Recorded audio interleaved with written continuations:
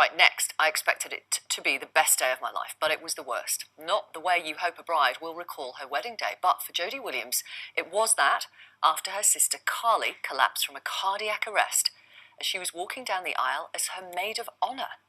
They are here to tell their extraordinary story for the first time. Hello, both of you. Thank you very much for coming on the programme. So, Jodie and Carly.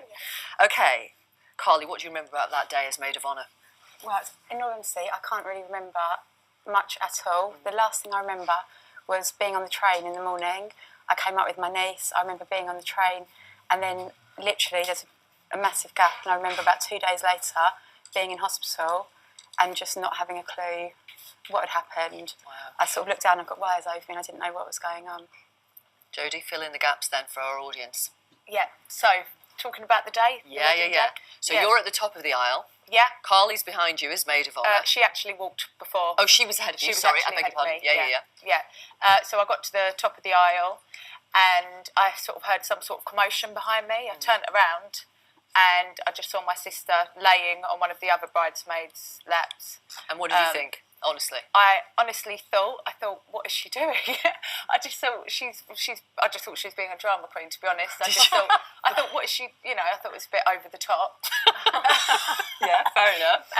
And then it sort of quickly became apparent that it wasn't just a faint, it was a lot more serious than what we'd actually thought. I think some sort of family members asked for some first aid, and one of the guests came forward, Susan, and she started to perform CPR on Carly. I think my brother actually did start CPR before that for a short amount of time. So you had your brother, my your brother cousin. started, and then my cousins came forward once my mum came out screaming, get a defibrillator in here, we need some oxygen, we need some air, she was saying actually. And that was it. They came forward and I got taken out of the room and my friend said, don't go in there, you don't want to see that. But all I could see is this sort of movement. And someone doing CPR on your sister, yeah? I remember someone saying, she just had a panic attack, she's fine. And I said, well, why are they doing that then? Yeah. And obviously I knew it was serious, but because of the shock, it was all a bit of a blur.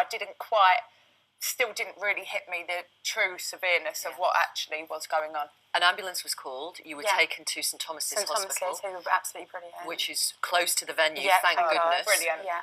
This was your day. You'd spent £70,000 on this wedding, or your dad had.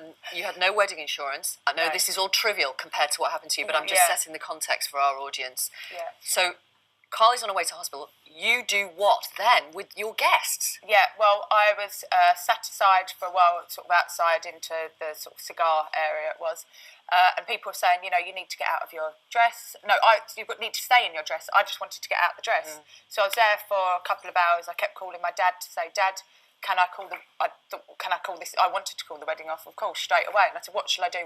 And I waited for the phone call from him. And he said, yeah, you can go ahead and you can, tell the guests to eat. And so I thought, I can't just walk out of this wedding without seeing the guests because I hadn't seen anyone. So me and my partner went upstairs, we spoke to my aunt and we came back down and I just said, look, everyone, I'm really sorry.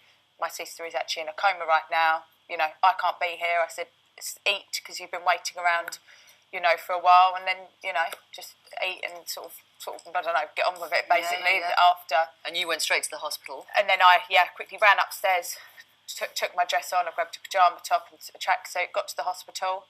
And they sort of were preparing Carly to see us and my brother did say to me, look, it's not very nice. And I said, no, it's fine, it's, I can handle it.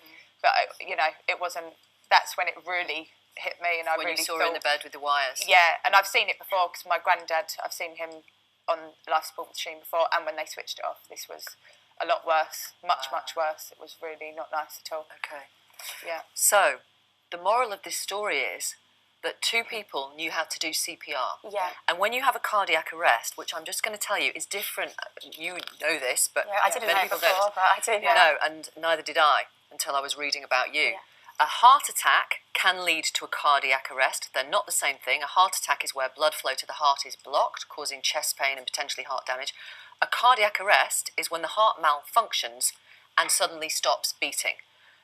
You need CPR ASAP or you will die. Yeah, literally, the CPR needs to be started straight away, which is why I'm backing the British Heart Foundation. Their Restart a Heart campaign starts on Monday to try and get as many people across Trained up. the country trained up in CPR because unless CPR is started, I don't know the exact statistics, but literally your chance of survival decreases every minute. It goes down 10% every minute. Yeah. It goes down 10%. You're without right. CPR. So That's how much it reduces someone's survival chances. So the more people that are trained in CPR, if this did happen in front of anyone, the more people that know what to do is going to save somebody's life. So we think it's so important. And to get defibrillators out there as well, because without that, although you start the CPR, to shock that heart back into the rhythm, you need that defibrillator. So I think that's also very important.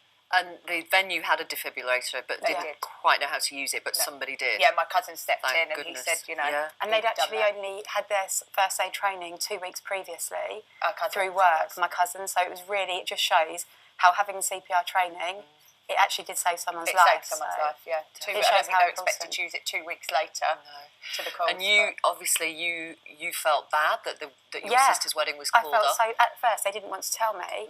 And when I found out, I said, I can't believe it. I said, I felt so bad that I've ruined the wedding. That's all I was thinking. But your dad said a great line, didn't he? What did he say? Yeah, he said, your wedding saved Carly's life, because I felt guilty that it, was somehow my fault that it happened, but actually because there were guests there. Yeah, they were able to save her and the life. defibrillator. How often do you have a defibrillator that close? Well, not very often. No, let's be exactly. honest. So if it was going to happen, it was a good place. Best place. For it to Do you happen. know, how old are you? Do you mind me 34. asking? Right, do you know why you had a cardiac arrest? No, I was in hospital for 3.5 weeks and they performed a number of tests, MRI, CT, and the hospital were brilliant. They did so much, but they still don't know. Okay, so how do you manage it now then? What do they I've give had an ICD fitted. It's called an SICD, which is basically a device around my side. It monitors my heart rate so that if it were ever to happen again, it should shock my heart back into a normal rhythm. And I'm taking beta blockers as well. Right. So basically they're just both as a precaution, if you like, because they can't find a reason for it, which is quite a scary fact, really, that we don't quite yet know why it's happened. We also need to go for genetic testing as well, which I'm quite nervous about, to be honest. But Right. Yeah. And how do you feel? How are you? I feel, considering what's happened, I suppose a lot of people would say I feel a lot better than they would expect me to feel.